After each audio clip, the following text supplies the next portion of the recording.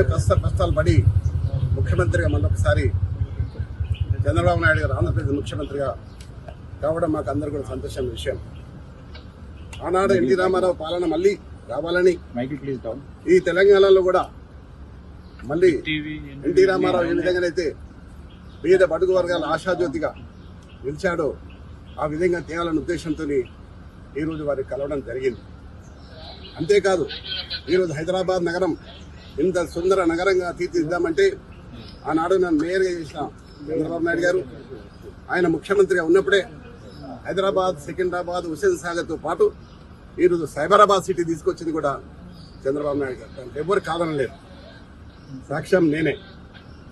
ఈ హైదరాబాద్ నగరంలో clean and green the best city award, the best tourism award తీసుకొచ్చింది కూడా చంద్రబాబు నాయుడు గారు. అయితే ఈ మధ్య కాలంలో తెలంగాణ అంశం వచ్చి మరి ఏం జరిగిందో మనం అందరం చూస్తూనే ఉన్నాం. కానీ మళ్ళీ పూర్వ వైభవం తీసుకురావడానికి మేమందరం కూడా చంద్రబాబు నాయుడు కలవడం, మరొకసారి మనం పిలిచి మాట్లాడుతున్నాడు. తప్పకుండా మళ్ళీ ఆనాడు ఎన్టీ రామారావు గారు ఏ విధంగానైతే పరిపాలన చేసిండో ఆ విధంగా చేస్తానికి మేమందరం కూడా కృషి చేస్తాం. నేనందరినీ కూడా శ్రేణులు కూర్చున్నా. చాలా మంది తెలుగుదేశంకు ఎన్టీ రామారావు అభిమానులు ఉన్నారు. ఇంకా వారందరూ కూడా ఏకతాటి మీద తీసుకొచ్చి మళ్ళీ పూర్వ వైభవం తీసుకోవడానికి మేము ప్రయత్నం చేస్తాం. మీరు టీడీపీలోకి వెళ్తారా సార్? 100%. అసలైన తొలి వెలుగు. ఫాలో వాట్సాప్ @తొలి వెలుగు official.